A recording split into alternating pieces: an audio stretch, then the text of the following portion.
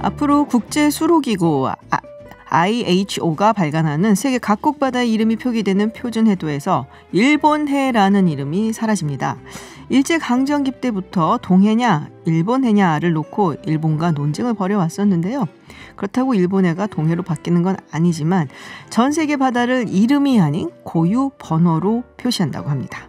일종의 타협 아닌 셈인데요. 기분이 나쁘진 않네요.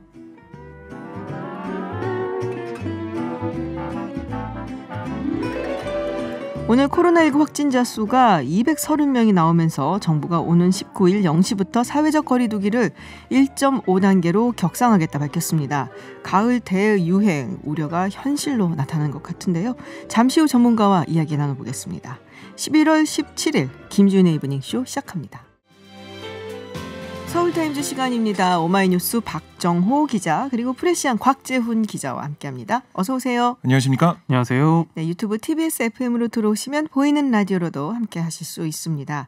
이게 이제 또 오늘 가장 큰 뉴스 중에 하나였어요. 김해 신공항. 전면적으로 다시 한번 재검토를 한다는 얘기인데 결국에는 사실상 백지화된 거다라고 보고들 있습니다. 네, 그렇게 볼 수가 있고요. 오늘 김수삼 김해 신공항 검증위원장이 2시에 11개월 동안 진행된 검증 결과를 발표했습니다.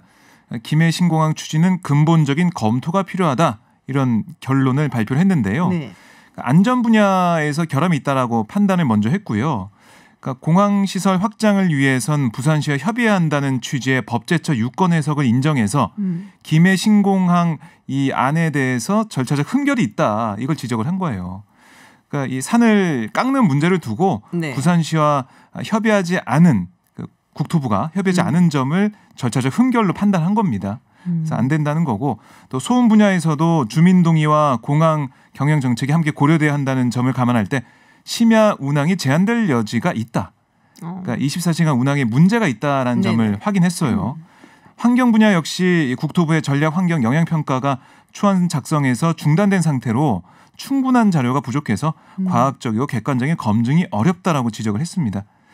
결국 이 김해 신공항 계획은 상당 부분 보완이 필요하고 확장성 같은 미래 변화에도 대응하기 어렵다라고 거듭 지적을 했습니다. 그럼 가덕도로 가는 건가요?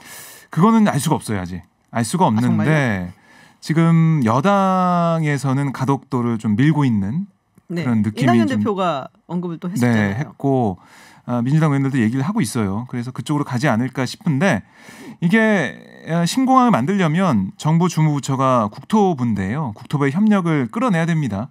이게 중요한데 부산시와 국토부의 논의가 어떻게 될지 봐야 될 것으로 보이고 민주당에서는 추진단까지 이제 꾸렸거든요. 특별법을 발의하겠다는 얘기하고 있는데 부산시 입장에서는 최대한 신속하게 관련 절차를 밟아서 가덕도 신공항을 좀 밀고 가겠다는 얘기도 좀 하고 있는데요. 그 이유가 뭐냐면 이걸 들고 있어요. 2030년 부산 월드 엑스포 이전에 가덕도 신공항을 만들어야 된다. 에이 선거 있잖아요. 그 전에.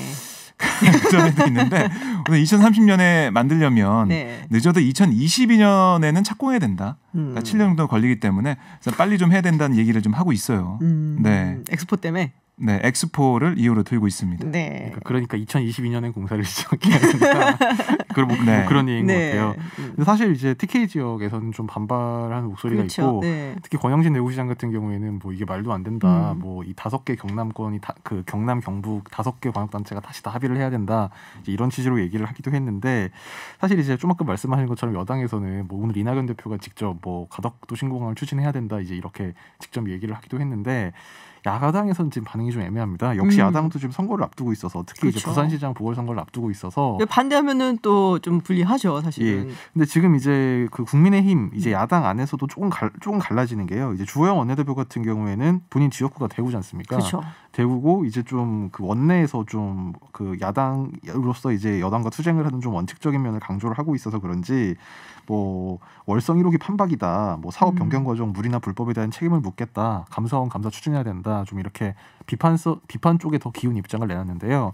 물론 이제 김종인 비상대책위원장 같은 경우도 뭐 그 감사원 감사 추진에 대해서 나도 비슷한 생각이다라든지 뭐 그런 식으로 국책 사업을 선정하는 게 옳다고 보지 않는다. 이렇게 비판을 하면서도 다른 한편으로는 이제 새로운 공항에 대한 논의가 시작된다면 가덕도 신공항에 대한 강구를 나름 적극적으로 할 수밖에 없다라든지 아니면 지난 11일에 지난주에 부산 방문했을 때도 이 부산 신공항에 대해 당에서도 적극적으로 지원할 것이다. 이렇게 얘기를 한 게 있는데 이거는 이제 역시 이 보궐선거 결과에 가장 이제 신경을 쓸 수밖에 그렇죠. 없는 입장이 좀 반영이 된 것 같습니다. 네, 지금 뭐 얘기도 나왔지만 타이밍이 애매하잖아요. 지금 왜 하필 지금 아무래도 뭐 부산 재보궐선거를 노린 네. 것이 아니냐라는 얘기는 당연히 나올 것 같아요. 뭐 거기에 대해서 민주당 입장에서는 그게 아니다라는 반박을 하고 있는데요. 그렇다고 말할 수는 없잖아요. 그러니까 최인호 수석 대변인 얘기를 들어보면 1년 6개월 전 검증을 시작했을 때 누가 내년에 보궐선거 있을 거라고 예상했겠냐. 그러니까 검증의 분과별 검증이 얼마 전에 정리가 됐고 법제처의 유권 해석이 지난주에 나왔다. 그러니까 지금이 발표할 적기다. 오히려 미루는 게 이상하다. 이런 얘기를 하고 있어요. 민주당 얘기를 들어보면 만약에 지금 발표하지 않고 내년 뭐 봄에 발표한다고 그래도 선거 전이고 그러면 재보궐선거 끝나고 만약에 내년 말이나 그때도 발표한다고 해도 대선이 또 있어요. 그러면 재보궐선거 끝나고 대선 전에 발표할 수도 있잖아요. 그러면 그게 또 어차피 영향을 계속 미칩니다.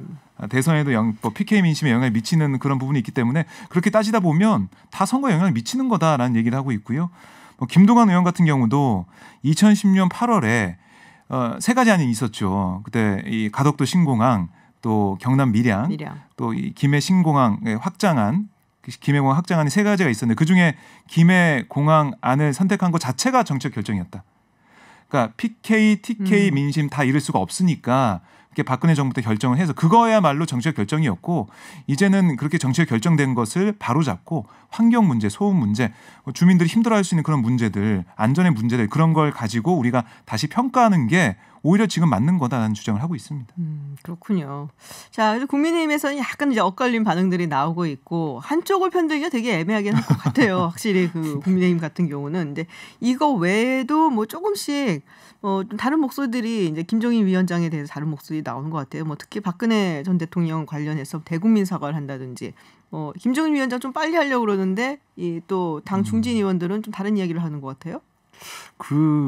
사실 그 얘기가 오늘 한 석간신문에 나오긴 했는데요. 이제 문화일보 보도에 따르면 어제 이제 김종인 위원장이 삼선 중진 의원들이랑 저녁을 같이 했는데 이때 뭐 사과는 수용할 수 있어도 사과하려면 박 전 대통령 탄핵에 찬성한 것도 총체적으로 사과해야 된다. 누가 이런 말을 했다는 보도가 나왔는데 이걸 제가 확인을 못했습니다. 왜냐하면 어제 만찬회동 이후에는 이제 뭐 이런 그 소위 말하는 전직 대통령 관련 사과 얘기는 들린 게 없었고요. 네. 회동 후에는 뭐 이 보궐선거 관련해서 내년 그 서울시장, 부산시장 보궐선거 관련해 가지고 뭐 이제 이기지 못하면 대선을 바라보지 못한다. 뭐 이런 얘기를 했다는 정도가 들렸고 그 외에 어떤 뭐 비공개 회의에서 이런 비슷한 취지 얘기를 했을 때 그럼 반발이 여기서 나온 거냐? 사실 그 비대위원 회의에서는 지금 김종인 위원장한테 이렇게 공개적으로 반발할 수 있는 그 인적 구성상 이제 그런 게 있었을까 잘 모르겠어서 물론 이제 김종인 위원장의 행보를 놓고 뭐 장제원 의원 등등 좀 계속 이제 지속적으로 비판을 하는 당내 일부 의원들이 있는 건 맞습니다만 이 이명박 박근혜 전 대통령 사과 관련해서는 글쎄 제가 아직 취재가 잘 안 돼서 그런지 잘 모르겠네요. 그렇군요. 아니 뭐 확인된 뉴스는 아니다라는 정도로. 네.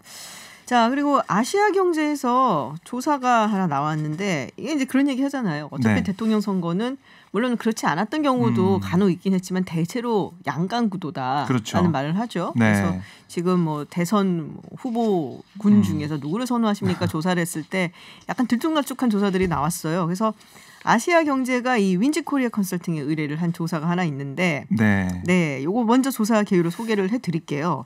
15일, 16일 전국 18세 이상 유권자를 대상으로 무선 AR에서 휴대전화 가상번호를 조사를 했고요. 표본 오차는 95% 신뢰 수준에 플러스 마이너스 3.09%포인트, 응답률은 24.1%. 자세한 내용은 중앙선거 여론조사 심의위원회 홈페이지 참조하시면 됩니다. 요 양강구도를 했는데 흥미로운 결과가 나왔습니다. 소개해 주시죠. 마음껏 이제. 네, 마음껏 소개를 해드리겠습니다.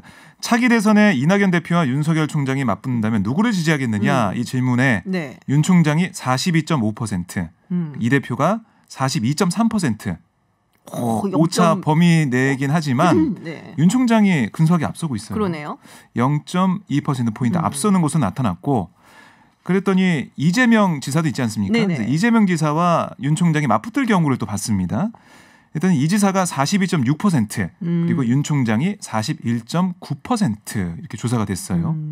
이건 뭐 오차 범위긴 하지만 이재명 지사가 조금 또 앞서고 네. 있네요. 그러니까 접전 상황인데 뭐 어떻게 보면은 지금 오차 범위 내이기 때문에 의미를 둘 수 없다라는 얘기를 할 수 있고 양자 대결로 이렇게 하는 건 또 너무 정치공학적이지 않냐 얘기할 수는 있지만 어쨌든 사람들이 볼 때는 이재명 지사가 윤 총장이 붙었을 때는 더 경쟁력이 있구나 이렇게 생각할 수 있는 부분이 있겠죠.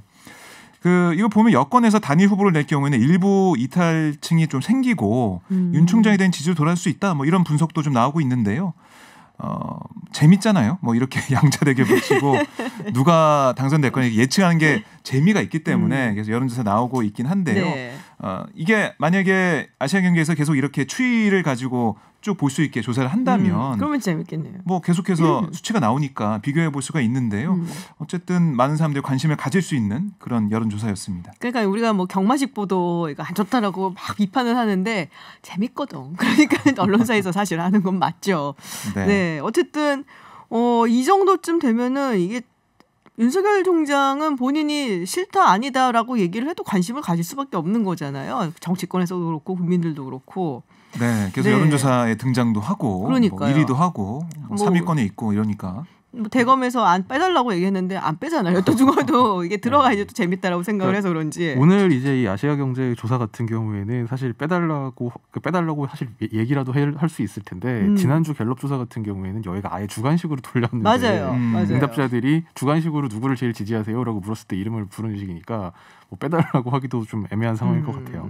그래서 오늘 뭐 일선 검사들과 오찬 간담회를 가졌다는 얘기가 있습니다. 송장 행보를 우리가 사실 이렇게 주목한 적이 없어요. 그죠? 아니 그러니까 네, 이게 사실 어떻게 보면 좀 그냥 총장으로서 뭐 늘 하는 이제 뭐 오늘도 이제 그렇죠. 내용을 보면 뭐 이제 지청 같은데 뭐 순행하고 뭐 이런 거 사실 원래 하는 건데 밥 먹고 격려하고 네. 이런 거죠. 오늘 같은 경우도 이제 재경지검 포함해서 일선 검찰청 부장검사 그리고 검사 이제 한 6명 정도 불러서 점심을 같이 하면서 이게 뭐냐면 이제 사회적 약자 대상 범죄에 대해서 좀 엄정하게 수사를 해라 이런 얘기인데 뭐 이게 정치적인 행보라고 사실은 볼 수가 없는데 그러니까 볼 수가 없는데 또 뭐 그렇게 보려고 들면 뭐 보이기도 하고 뭐 상당히 해석이 분분한 것 같아요. 일단 오늘 윤 총장이 한 얘기는 이제 그 사회적 약자 대상 범죄를 이제 수사한 이제 예를 들면 뭐 그 우이동의 그 아파트 경비원 폭행 사건이 있었는데 결국 그래서 폭행하고 협박해서 이제 그 피해자분이 자살까지 이르게 된 이런 사건이 있었는데 이 사건을 수사했던 서울북부지검 강력범죄 전담부, 그 다음에 재임용 대상자를 강제추행한 심사위원 사건, 그 다음에 부당 노동행위나 임금체불 사건 등을 수사한 이제 일선 부서 검사들이 오늘 이 자리에 참석을 했는데 윤 총장이 당부한 얘기는 우월한 지위를 부당하게 남용한 범죄에 적극 대응해서 의례 지위에 있는 사회적 약자를 보호함으로써 공정하게 형사법을 집행해달라. 그게 검찰의 기본적인 책무다. 이렇게 강조를 하고요. 갑질범죄 특성상 피해자가 법적 지원에 쉽게 접근하지 못하는 사각지대 놓인 점을 고려해서 실질적으로 그 피해자에게 도움이 되도록 지원을 해달라. 뭐 이런 점을 당부를 했습니다. 또 뭐 그 수학 문제집 수학의 정석을 이제 인용했다는 점이 좀 관심을 끌기도 했는데 요새도 정석 쓰나요? 글쎄요. 세대가 갑자기 나오는데. 뭐 근데 하여튼 그 얘기는 뭐 별건 아니었는데 그냥 너무 이제 그 수학 정석을 풀 때도 이제 실력을 풀어야 실력이 늘지 기본 쉬운 걸 풀면 실력이 안 늘지 않느냐. 검사들이 쉬운 사건만 하지 말고 어려운 사건도 해서 수사 역량을 키울 수 있도록 뭐 후배들을 잘 지도해달라 뭐 이런 얘기를 했다고 합니다. 근데 제가 하면서도 이게 뭐 어떤 의미가 있는지는 사실 수학의 정석 트라우마입니다. 그러니까요. 실력 못 풀었어요. 수학이 제일 약해가지고. 그렇군요. 네. 그러니까 이게 뭐 별거 아닌 것 같은데 또 이렇게 검찰총장의 행보에 관심을 가지고 보도가 된 적도 사실 없잖아요. 그렇죠. 옛날에는. 수학의 정석까지 언급했다라는 디테일까지 보도가 막 되면서. 디테일까지 보도가 되네요. 네. 굳이 의미를 부여를 하려고 들면 이제 그 형사 공판부를 강화하면서 어떤 기본적인 사건 처리를 좀 더 강화하는 기조에 뭐 거기에 좀 불만이 있는 건가라는 생각이 들 수도 있는데 그렇게까지 나가는 좀 너무 과한 것 같아요. 그렇죠. 근데 이 조사 나오고 뭐 이낙연 대표나 이재명 지사도 뭐 반응이 나왔을 리는 없을 것 같은데. 네, 없습니다. 그러니까 이게 여러 번, 그러니까 여론조사가 이번만 있는 게 아니고 계속 있어 왔잖아요. 뭐 초반에 물어보면 뭐 신경 쓰지 않는다, 뭐 여론조사일 뿐이다 이렇게 얘기했는데 그 다음부터는 잘 뭐 확인도 안 합니다. 똑같은 반응이고요. 이낙연 대표가 오늘 관훈클럽 초청 토론회 갔어요. 네. 거기서 질문하는 사람들이 언론인들이에요. 좀 어떻게 보면은 질문 자체가 좀 짓궂는 질문도 있고 날카로운 질문도 이어지는 경우도 있고 한데 오늘 보면 윤 총장에 대한 얘기가 또 나왔습니다. 윤 총장이 거취를 정리해야 한다는 목소리가 여권에서 나오는데 어떻게 보냐 이런 질문했더니 이낙연 대표가 정치적 중립 시비, 검찰권 남용 논란 등을 부식시킬 생각이 없다면 본인이 선택해야 한다. 그러니까 강하게 얘기를 했죠. 지금 윤 총장이 그 자리에 있는 한 공직자로서 합당한 처신을 해야 한다라고 얘기를 했어요. 그러니까 지금 어떻게 보면 윤 총장이 하는 행보나 이런 것들이 정치적인 중립 시비를 불러올 수 있다는 거죠. 그러니까 그렇게 하면은 그 자리에 있어서 안 된다는 겁니다. 이렇게 해석할 수가 있는 부분 좀 강하게 얘기를 했고 또 추미애 장관과 윤 총장 사이 갈등에 대한 질문에 대해서는 추 장관의 경우 비교적 스타일 쪽에서 아쉽다는 말을 듣는 것이다. 좀 어떻게 보면 뭐 세게 얘기하고 뭐 그런 갈등을 보이는 부분에 대해서 아쉽다라는 얘기를 한 것 같고요. 모든 걸 옳다고 보진 않지만 검찰 내부가 수사 대상이 된 사례에 대해 지휘하는 것은 불가피했다라고 언급을 또 했습니다. 그렇군요. 하여튼 뭐 좀 더 두고 보도록 하겠습니다. 오늘 뭐 시간이 벌써 다 돼서 여기까지 들어야 될 것 같습니다. 네, 지금까지 프레시안 곽재훈 기자 그리고 오마이뉴스 박정호 기자와 함께했습니다. 고맙습니다. 고맙습니다. 감사합니다. 코로나19 1일 신규 확진자 숫자가 나흘째 200명대를 기록하고 있습니다. 정부는 내일 모레부터 수도권 전 지역 그리고 강원도 일부 지역의 사회적 거리 두기를 1.5단계로 격상하겠다고 밝혔는데요. 네, 앞서 예고해드린 바와 같이 가천대 길병원 감염내과 엄중식 교수 연결해서 자세한 이야기 들어보겠습니다. 교수님 안녕하세요. 예, 안녕하십니까.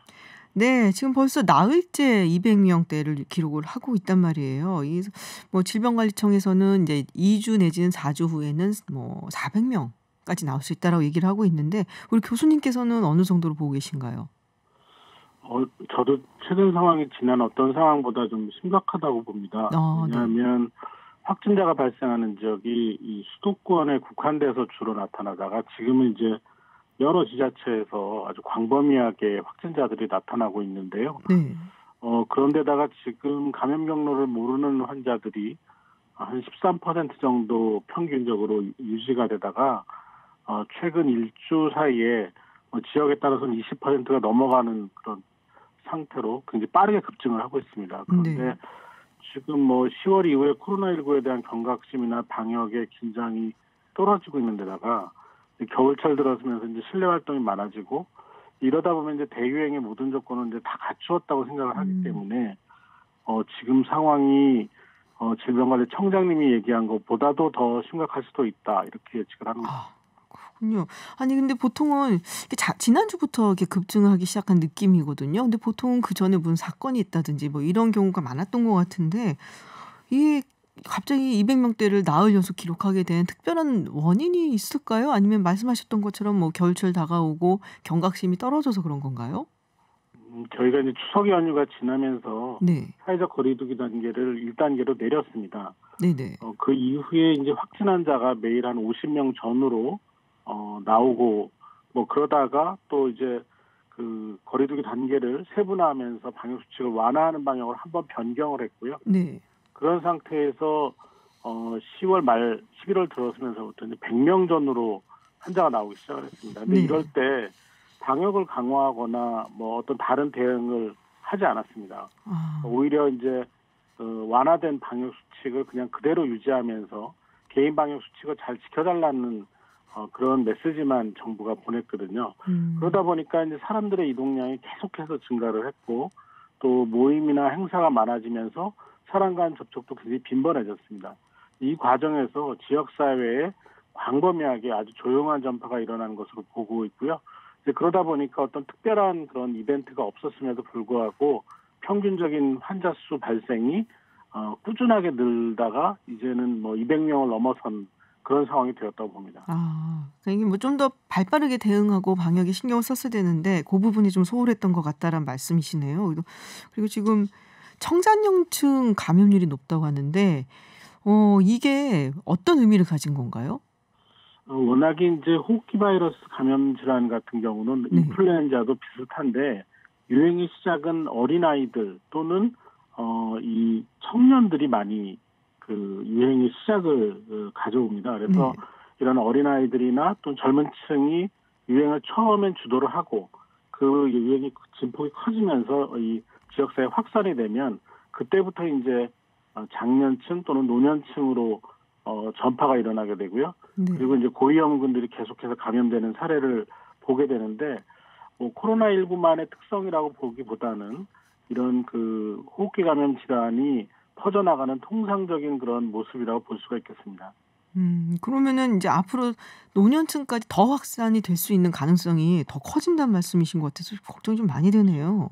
예, 지금까지 통계를 보면은 최근 한 2주, 3주 이내에 확진된 분들의 절반 이상이 40대 미만입니다. 40대 이하인데 지금 아마 이 유행이 지속이 되다 보면은 이제 70대, 80대를 우리가 가장 위험한 연령층으로 보고 있는데 그렇죠. 이 연령층으로의 전파가 일어날 겁니다. 실제로 지금 확진자 중에 이제 가족 간 전파가 계속 발생이 되고 확인이 되면서 이제 노년층에서의 그 감염자들이 지금 나오기 시작을 했습니다. 그래서 아마 이번 주 다음 주가 지나면서부터는 이런 고위험군에서의 감염도 생각보다 많이 늘어날 가능성이 있다 이렇게 생각을 합니다. 아, 그래서 이제 확진자 숫자가 뭐 다음 주, 다다음 주면 400명 혹은 그 이상이 나올 수도 있다는 얘기가 나오고 있는 거군요. 자, 지금 뭐 19일부터 수도권 그리고 강원도 일부 지역에 한해서 사회적 거리두기를 1.5단계로 격상하겠다고 정부가 밝혔습니다. 지금 상황에서 1.5단계 격상, 교수님께서는 어떻게 보시나요? 이제 이 사회적 거리두기 단계를 이제 올릴 때 특히 이제 이런 경우는 이제 유행 상황이 나빠지는 경우인데 특히 이렇게 심각하다, 이 유행 상황이 나빠지는 가능성이 너무나 명백하고 또 이 상황 자체가 아주 폭발적인 그런 상황이 될 수 있다고 판단을 할 때는 좀 과감하고 신속하게 단계를 올려야 한다고 생각을 합니다.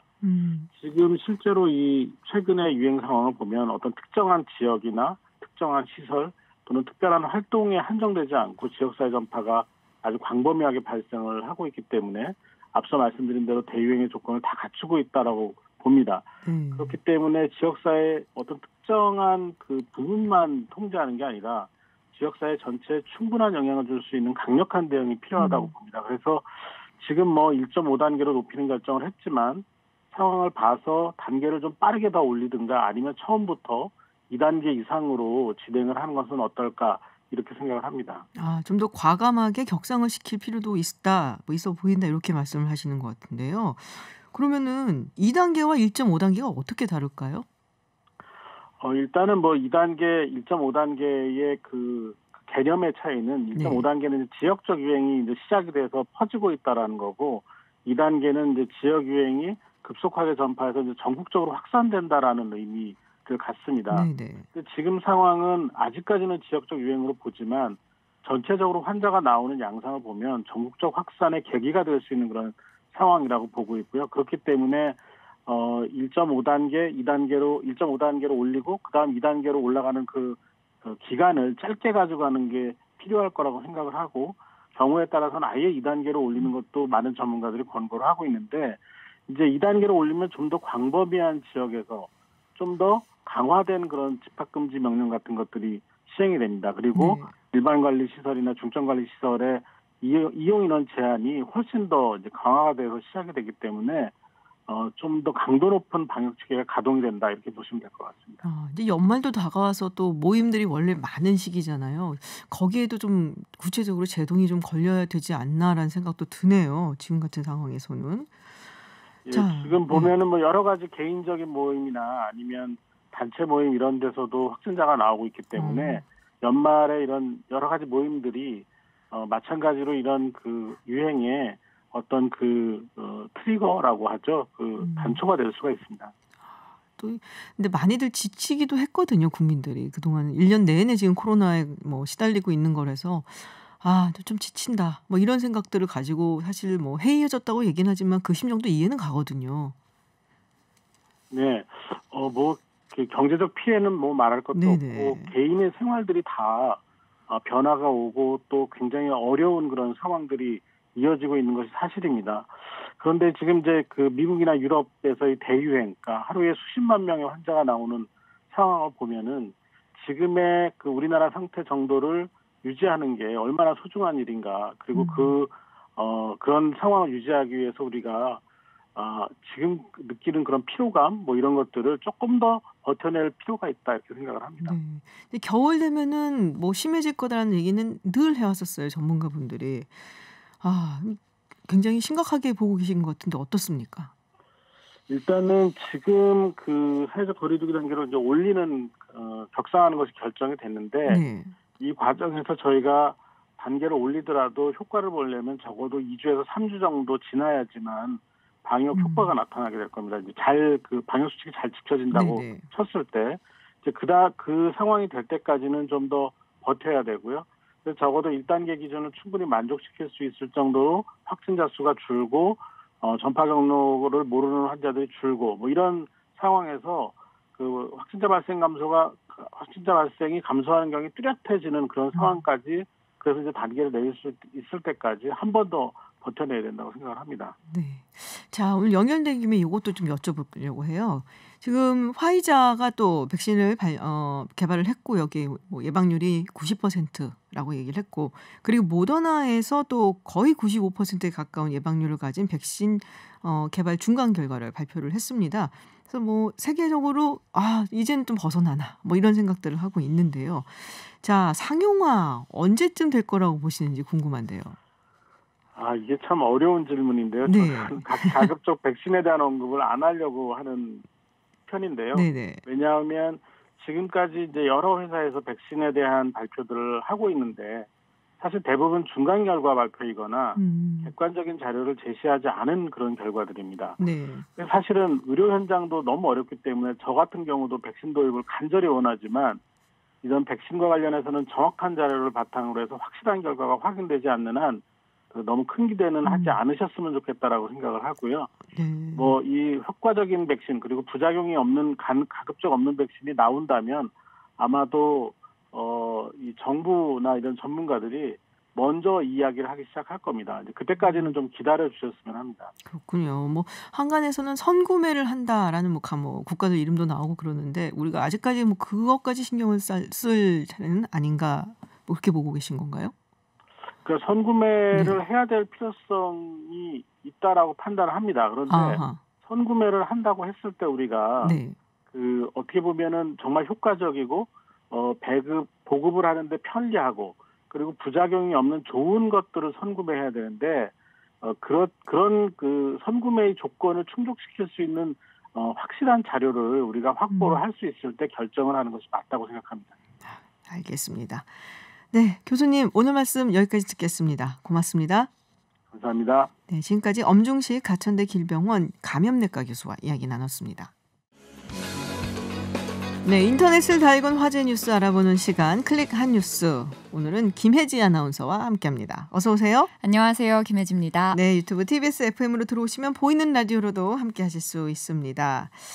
자, 16개월 입양 여아 사망 사건 어제 전해주셨나요? 네, 오늘 또 다른 이야기가 좀 있는 것 같아요. 네, 경찰이 숨진 A양의 입양 가정 아빠 B씨에 대해서 아동학대 방임 혐의를 적용해서 불구속 송치할 방침인 것으로 알려졌습니다. 네네. 이 아이의 입양모에 대해서는 아동학대 치사 혐의로 이미 구속을 했죠. 네, 이 아빠가 구속되지 않는 이유로는 B씨가 직장 생활을 해서 집에 있는 시간이 적었고 친자식인 딸도 있기 때문에 엄마가 이미 구속된 상태에서 B씨까지 구속하기 어려운 측면이 있다. 뭐 이런 의견이에요. 근데 이 지난주 현직 판사가 자신의 페이스북에 올린 글이 있거든요. 그거 좀 전해드리고 싶은데 지난주 금요일에 올린 글입니다. 입양아동 학대 사망 사건 너무 안타깝고 참혹하다 이렇게 밝히면서 한편으로는 왜 엄마만 문제가 되는지 모르겠다. 어떤 이유로 부모가 아닌 모만 비난을 받는 것인지 궁금하고 이후에 이 글 댓글에 한 번 더 본인의 의견을 남기는데요. 엄마만 전적으로 학대하기는 쉽지 않았을 것이다. 아니면 이 아빠는 애들이 어떻게 자라건 난 모르겠다는 식의 아동 방임 유기형 양육자였던 걸까라고 했습니다. 그리고 어제 시민사회도 이제 양천경찰서 앞에서 기자회견을 열고 의견을 개진했는데요. 아빠에 대해서도 철저한 조사가 이루어져야 하고 엄마만 학대하지 않았을 것이라는 의문을 제기했습니다. 뭐 부모 두 사람 모두에게 아이에 대한 책임이 있고 학대를 방임한 것도 큰 죄가 될 수 있다는 얘기겠죠. 그냥 뭐 아빠는 숨진 아이에게 폭력을 가하지 않았으니까 방임, 불구속 뭐 이렇게 간단하게 끝낼 수 있는 문제인지 한 번 더 들여다봤으면 좋겠습니다. 뭐 같이 가족으로 살고 있는데 모르다는 거는 말이 안 그쵸. 되고요, 사실. 네, 그럼 같이 책임을 좀 질 필요가 있죠. 그리고 아동학대하는 사람들은 내가 가서 때려주고 싶네. 사실 제가 이거 이제 전해드리면서 아빠, 엄마라고 전해드리긴 하지만 이렇게 붙이는 게 맞는가라는 생각도 들더라고요. 두 사람. 진짜. 알겠습니다. 자, 사유리 씨 이야기가 굉장히 화제였어요. 그렇죠. 네. 오늘 많은 분이 관련 기사를 엄청나게 클릭을 했을 텐데 방송인 사유리 씨가 정자를 기증받아서 비혼 출산을 선택했고 지난 4일에 아이가 태어났습니다. 사유리 씨는 지난해 10월에 한국의 한 산부인과를 찾았고요. 당시에 난소 나이가 48세로 자연 임신이 어렵다는 진단을 받았어요. 그리고 자발적 미혼모가 되기로 결심을 했다는 건데 한국에서는 미혼 여성에게 정자 기증을 해주는 병원을 찾을 수가 없어서 본국인 일본으로 건너가서 정자를 기증받고 출산을 했습니다. 어제 아이의 탄생을 SNS에 올리면서 오늘 하루 종일 화제였고 동시에 우리에게 질문을 던졌죠. 한국에서 비혼자는 왜 정자 공여 시술을 받을 수 없는가? 그거 물어보려고 했어요, 나도. 현행법상 정자 기증을 받은 비혼모를 처벌하는 조항은 없습니다. 그러니까 불법은 아니라는 얘기죠. 하지만 모자보건법상 난임 시술은 법률혼과 사실혼 관계를 지닌 남녀가 동의서를 제출했을 때만 가능합니다. 그러니까 미혼모, 동성 파트너들은 수술 기회 자체가 없다는 얘기죠. 네. 오늘 전문가들, 관계자들 의견을 많이 밝혔습니다. 먼저 2007년에 논문을 통해서 독신 여성을 포함해 생식의 권리는 행복 추구권에 포함되는 시민의 헌법상 기본권이다라는 입장을 밝혔던 서울대 법학전문대학원 윤진수 명예교수는요. 네. 이런 우리나라의 상황이 법률의 공백 상황으로 보인다라고 입장을 밝혔고요. 보건복지부 관계자도 사유리 씨와 같은 비혼모 난임 수술의 경우 여러 검토를 거친 입법이 필요하다라고 이야기를 했습니다. 그래서 입법은 한답니까? 정치권에서? 한다. 이렇게까지는 얘기가 없었지만 이제 여러 가지 반응들이 있었어요. 더불어민주당 한정혜 정책위의장은 오늘 사유리에게 축하드리고 아이도 축복한다라고 이야기를 하면서 오늘 국회 원내대책회의에서 아이가 자라게 될 대한민국이 더 열린 사회가 되도록 우리 모두 함께 노력해야 한다. 국회가 그렇게 역할을 하겠다. 이 정도로 입장을 밝혔고요. 아니 그래서 비혼모 난임 수술 이거는 안 했냐고요. 일단 오늘 이제 1차적으로 이렇게 의견을 밝혔고요. 조금 더 검토를 해본다고 하니까 좀 기대를 해볼까요? 그리고 배복주 정의당 부대표는 오늘 SNS를 통해서 이 뉴스를 공유하면서요. 과연 사유리가 한국 여성이었다면? 이라고 질문을 던졌고 이 말이 그 뉴스 헤드라인에 가장 많이 실렸던 것 같아요. 그러면서 어떤 이야기를 했냐면 무엇을 선택하고 결정할 것인지 자신의 몸에 대해서 생각하고 자신을 위해 최선의 방식을 선택하는 것은 누구에게나 중요하다라고 이야기를 했고요. 한국은 제도 안으로 진입한 여성만 임신, 출산에 대한 합법적 지원이 가능한 나라다라고 꼬집었습니다. 그런 얘기도 있어요. 그러니까 우리가 지금 저출산이 정말 어마어마하잖아요. 근데 이 문제가 좀 더 사실은 부각이 돼야 되는데 예전에 저출산 얘기를 하면서 한국에서는 사실 출산을 한다는 것의 전제가 결혼이 그쵸. 있잖아요.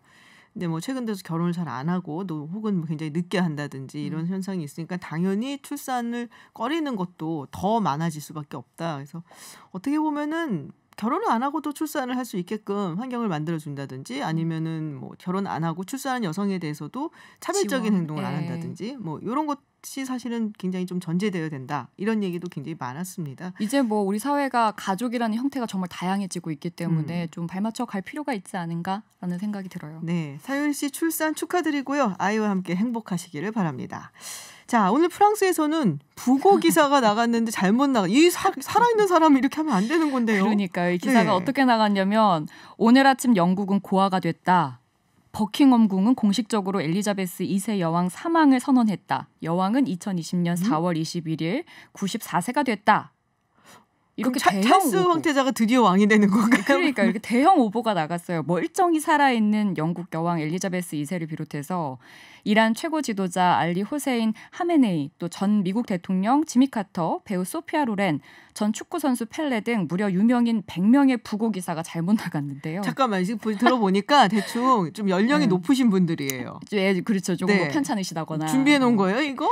그런 것 같아요. 이게 프랑스의 한 공영방송국 라디오 RFI가 저지른 실수예요. 그러니까 영국으로 치면 BBC 정도급이 되거든요. 근데 자사 웹사이트뿐만 아니라 구글과 야후 같은 파트너 플랫폼에도 이렇게 사망 공지가 떴습니다. 사망에 대비해서 미리 써둔 사망 기사겠죠. 이제 실수로 나가는 해프닝이 벌어진 건데 제목만 사망하고 짧게 나간 것도 아니고 앞에 전해드린 것처럼 내용도 구구절절 써 있습니다. 자세히 썼네요.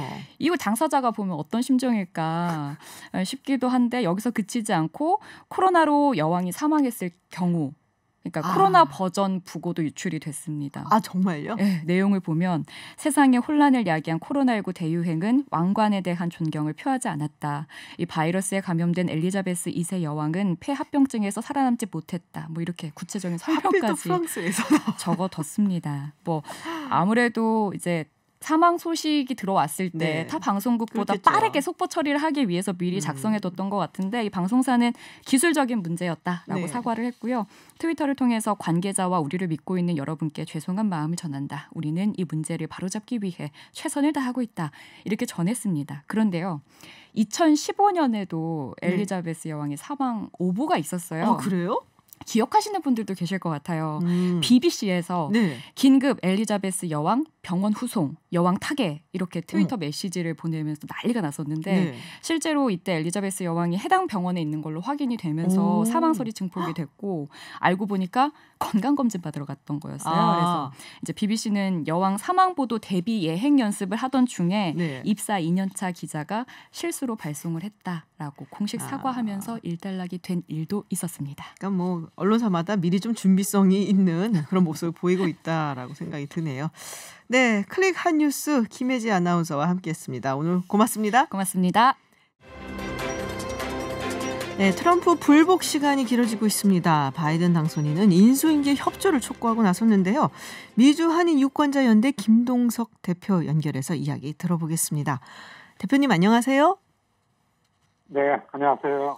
네, 지금 뭐 바이든 당선인 측에서 트럼프 대통령에게 코로나19 대응을 위해서 인수인계를 좀 협조해달라라고 지금 촉구를 하고 나섰습니다. 뭐 정보를 전혀 공유하지 않는다라는 얘기가 지금 여기까지도 들리고 있는데 어떤 상황입니까? 그렇습니다. 아직까지 트럼프 대통령, 현직 대통령이 완강하게 그 선거 결과를 놓고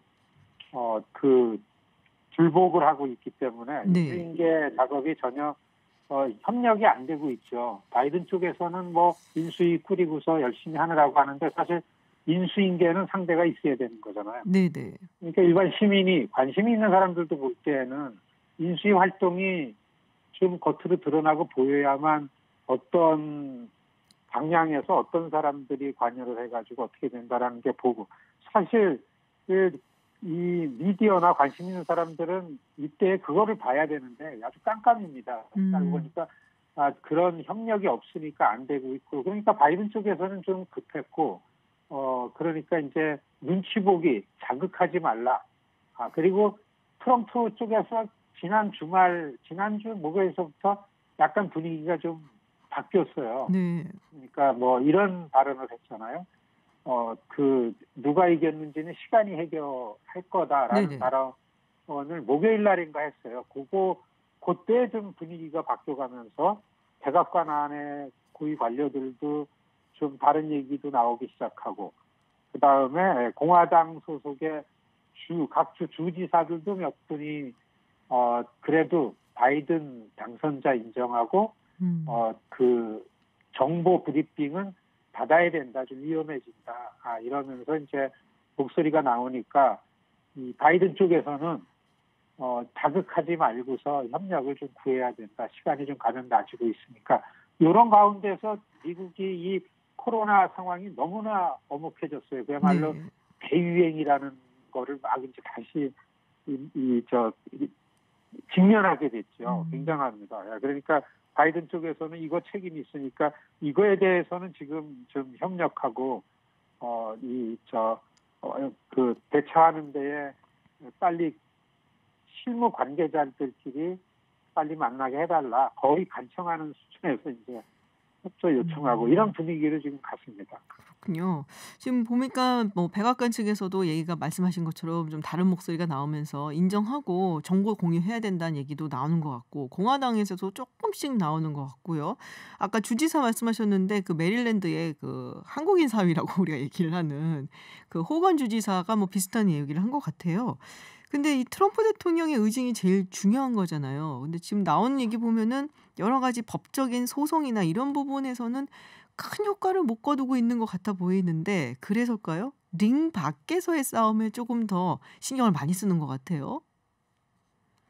트럼프 쪽에서 문제 제기했던 소송 중에 네. 이유 있다고 해서 받아들여지는 게 사실 없어요. 네, 아주 네. 결정적인 건 지난 13일 날 그 펜실베니아 필라델피아 사전 투표에 관련해서 소송을 작고 큰 거를 한 6, 7개를 했는데 네네. 이런 것들이 다 줄패소를 당했죠. 예. 그때서부터는 이제 그 트럼프 쪽에서 법적 대응팀이 원망의 소리가 나오기 시작했어요. 왜냐하면 아시겠지만 캠페인 때에 네. 공식적인 알려진 캠프하고 비선 캠프랑 나눠져서 선거운동을 했어요. 네네. 근데 이 비선 캠프 쪽을 지휘하고 책임졌던 사람이 줄리안인데 뭐 짐작하는 대로다 그쪽은 굉장히 강경합니다. 플로리다를 이겼거든요. 그리고 지금 비선 캠프가 트럼프 연례 지지층들을 정치적으로 좀 조직을 하는 걸 나섰잖아요. 네. 그러니까 줄리안이 혼자서 트럼프를 위해서 내가 성과를 냈다라는 입장에서 굉장히 강경하게 끝까지 불복해야 되고 이건 억울하다 이런 얘기를 소송 이길 수 있다 여태까지 이러니까 이 법무팀에서는 줄리안이 왕따시키면서 이제 이런 분위기가 좀 나오기 시작했죠. 그리고 그 메릴랜드 주지사는 뭐 원래 선거 전서부터 트럼프에 대해서 다른 목소리를 냈던 분인데 네. 지금 같이 트럼프랑 협력해가지고 선거를 치렀던 이 오하이오 주지사하고서 아칸소 주지사가 두 사람이 아주 공개적으로 바이든 인정해야 된다는 얘기를 나오니까 이제 내부의 분위기가 이렇게 좀 바뀌고 있다라는 게 보였죠. 그렇기 때문에 소송전에서는 별로 큰 이 법적으로 불복하는 명분을 이제 더 이상 줄 수는 없고 다만 어디에 좀 주목을 해봐야 되냐면은 지난주 토요일 날 워싱턴에서 대대적인 전국의 트럼프 연례 지지층들이 모여서 시위를 했어요. 아, 네. 근데 이 시위가 알려진 것보다는 훨씬 조직적으로 잘 된 시위로 보여졌어요. 전문가들이 볼 때는 이게 트럼프 시간 끌기가 바로 이것 때문에 그랬구나 할 정도로 1년 동안 여러 가지 집회가 많았잖아요. 블랙 라이브스 매터 쪽에서 하는 인종 항의 시위도 있었는데 규모가 제일 컸고 제일 조직적으로 돼 있고 그 다음에 전국에서 온 시위자들이다. 이제 워싱턴 DC 시장이 강경한 민주당 소속이잖아요. 네네. 그래서 시위대들이 어떻게든지 도심으로 들어오지 못하도록 다 이렇게 조치를 취했는데도 불구하고 2, 3일 전서부터 인근에 와가지고서 전철로 서브웨이로다가 다 들어와가지고 정해진 시간에 그래서 뭐 CNN 정도의 이쪽의 미디어에서는 수천 명이라 그랬지만은 한 15,000 내지 2만 명 충분히 넘겠다. 그리고 이걸 직접 취재한 기자들은요, 굉장히 긍정적으로 이 시위를 봤어요. 조직 동원이. 이게 한쪽에서는 트럼프가 선거에서 지더니만은 졌다라는 억울하다라는 걸 가지고 한 당을 만들 만한 지역 조직을 만든 거 아닌가. 그러니까 이제 시간 끌기 속내가 보인다. 이런 얘기들이 좀 나오는 거죠. 그런 얘기가 나오긴 하더라고요. 뭐 알트라이트나 뭐 큐아논 지지자들 이렇게 해서 트럼프가 이끄는 새로운 정당이 나올 수도 있다. 뭐 이런 얘기도 나오고 사실 이번에 의회 선거에서 보면은 트럼프 키드라고 할 수 있는 사람들도 꽤 들어갔잖아요. 그럴 가능성도 있을까요? 그러니까 이제 지난주에 10일, 11일, 12일 이때에 이를테면은 새로 당선된 사람들 워싱턴에 와가지고 학교 같으면 신입생 오리엔테이션 같은 거 있잖아요. 네네.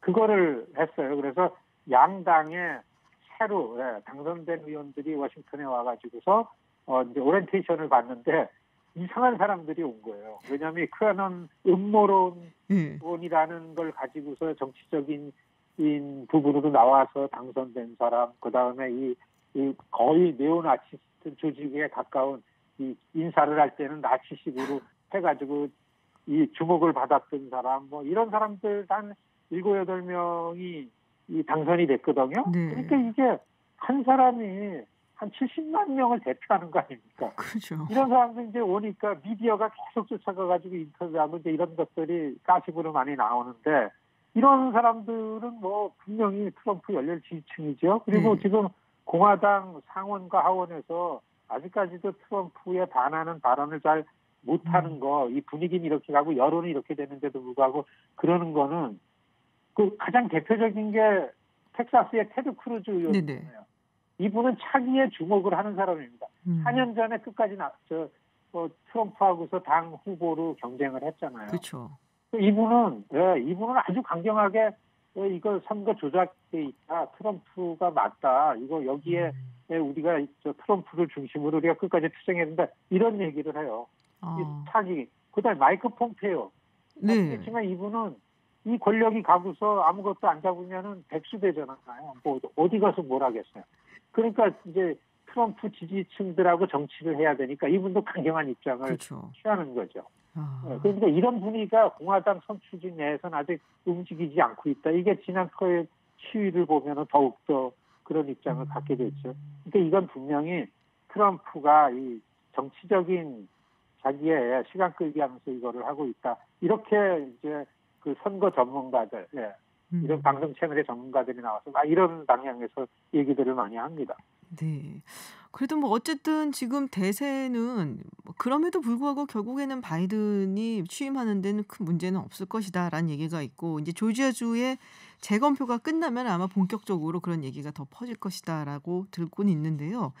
자, 이 바이든 측에서는 어쨌든 뭐 인수인계가 힘들긴 하지만 핵심 참모 뭐 명단들을 조금씩 공개를 하고 있습니다. 어떤 사람들이 들어가 있나요? 지금 저도 개인적으로 2008년도에 인수위 하는 걸 가까이 발란티어로 참가해가지고 해봤던 기억이 있는데 사실 인수위가 되면은 캠페인 캠프가 주도적으로 하면서 이제 각 부서별로 한 250여 명 사이즈의 사람들을 추천받아서 일단 꾸려요. 그래서 그거를 한 4, 50명 각 부서별로다가 간사를 정하고 이렇게 하는데 이 인수위 웹사이트에 그 명단들만 딱 발표해놓고 지금 그게 어떤 활동을 하는지를 모르고 있는 거죠. 아마 부서별로 그 간사 중심으로 이 활동을 하고 있는데 그 안에서 활동하는 게 지금 뭐 구체적으로 진도를 못 나가니까 굉장히 불안해하는 거죠. 이제까지 선거 끝나고서 인수위 활동이 시간이 짧았기 때문에 계속 어려움을 겪었어요. 그래서 지난 주말에 그 신문 같은 데서는 지난 한 20, 30년 동안 인수위가 어떻게 활동을 해왔고 그 2008년에서 그 오바마가 조지 부시 대통령 그때 인수위가 제일 모범이었었대요. 그리고 또 한 가지는 2000년도 클린턴에서 부시로 넘어갈 때 그때는 너무나 시간이 없었죠. 12월 17일 날 결정이 났어요. 그때도 플로리다 그 재검표 때문에. 그렇죠. 그때가 너무나 어려웠는데 클린턴이 비상조치를 만들어서 적극 협력하고 신속하게 하도록 모든 것을 하라라는 대통령 지시가 있었고 이런 케이스를 쫙 신문에 이제 낼 정도로 지금 이 또 엄혹한 코로나 상황이죠. 그다음에 경제가 바닥이지. 그다음에 전 세계 분쟁 지역에서는 미국이 권력이 흔들리니까 때는 이때다고 분쟁이 굉장히 격화되고 있고 뭐 이디오피아에 나오죠. 아르메니안 분쟁 얘기 나오고 막 이런 이제 분위기가 가니까 지금 이 분위기 자체가 인수위가 활동을 하는 거에 대해서 그러면 거꾸로 트럼프 대통령은 이건 기회다.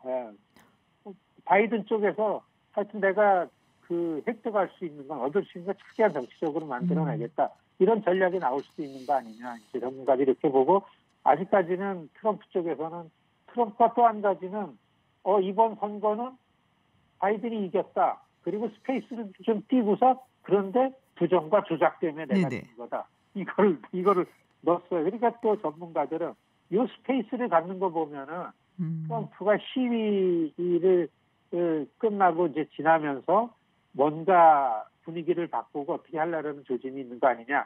이번 주 한번 기다려봐야 되는 거 아니냐. 지금 워싱턴 분위기가 좀 이렇습니다.